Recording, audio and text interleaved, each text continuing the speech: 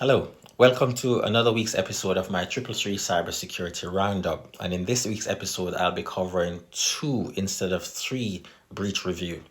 And at the end, I'll also have an announcement as to some changes that I'll be doing in respect of my updates on a weekly basis. So to start off with, in this week's news, a UK water company by the name of South Staffordshire Water have disclosed that they have found an attacker in their system that's been lurking in their system for over 2 years. 2 years. And it's only when there was a slowdown in the performance of their network on their system that they realized that an attacker was in their system. So bear in mind, this is a utility company which probably is operating on some SCADA system with some old legacy systems. They serve over 1.6 million UK households.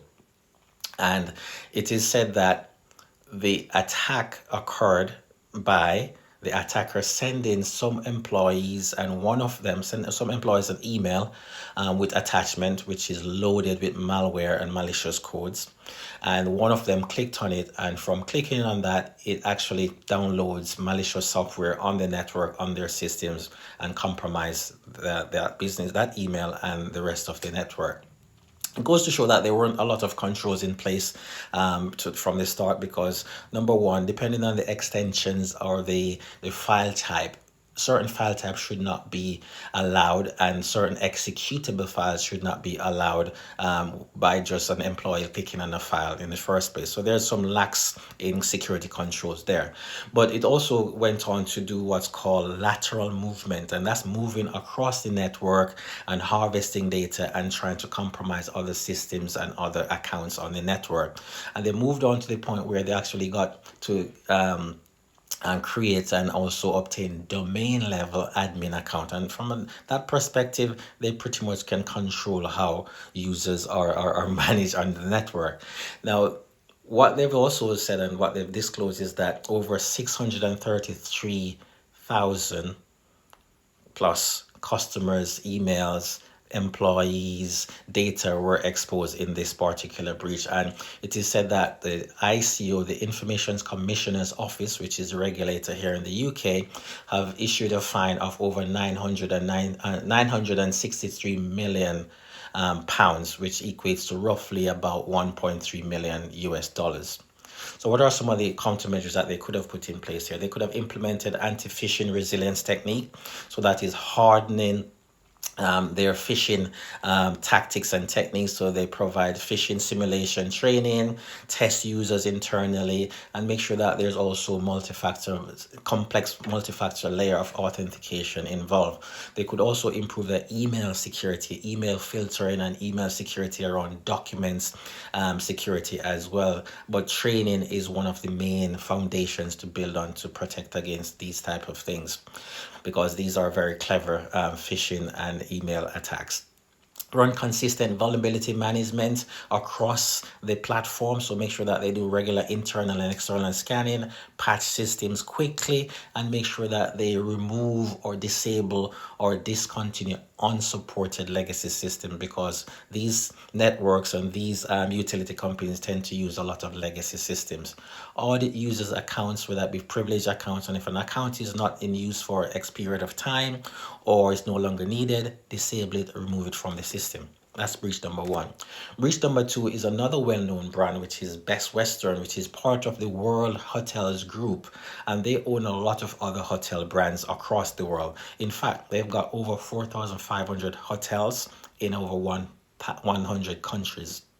Now, it is said that again, the attacker was in their system for over 6 months from last October, and it's only this year it's been disclosed that this attacker was in their system harvesting data, and their system was compromised, which was their web application reservation system that was compromised, and that's what giving them unauthorized access to this reservation system.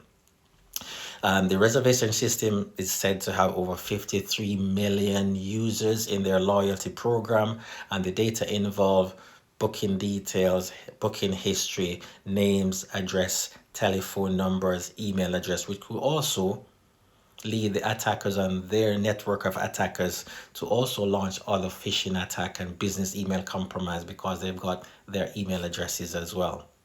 The impact here for both is reputational damage. It shows a lack of controls in terms of security around email, security around monitoring of the network and scanning, and also monitoring, alerting, because they've been in the system without you knowing. It's very difficult. So chances are some of them would have had legitimate access to the system, or they were let into the system by a weak control that wasn't effective. What are some of the measures that they could put in place here? Well, they could have scan and make sure that the anything application that's web facing, internet facing, they have extra layer of protection and security on that, multi-factor authentication, scanning, pen testing, etc. They can protect against the detection, make sure that they have detection system in place, so login, alerting, and monitoring. So all the endpoints, the server, the application, user's identity, and make sure that they have alerts on login patterns and see how users are navigating the network and how they become a member of the network. How was that user created? What access are they? What do they have? And what kind of data they're actually accessing on a regular basis? That's breach number 2. Now, the announcement that I've got is that I'm going to be changing up the way in which I deliver these weekly updates, and I'm moving towards a newsletter approach. You're going to get the same information, but you're going to get more value, because I'm going to be providing templates, know-hows. I'm going to set up one-to-ones, webinars, and quick assessment session, gap analysis. And these are some of the things that I'm going to be offering to you. So I'll be looking forward to your support, to subscribing to the newsletter. I'll be providing further updates over the next 2 weeks or so, because I want to launch it within the next couple of weeks, and I'll notify you as to when that will be. And I look forward to your support to subscribe to the newsletter.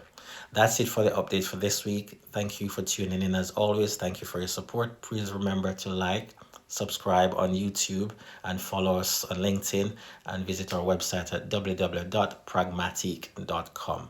And I'll see you next time. Thank you. Bye.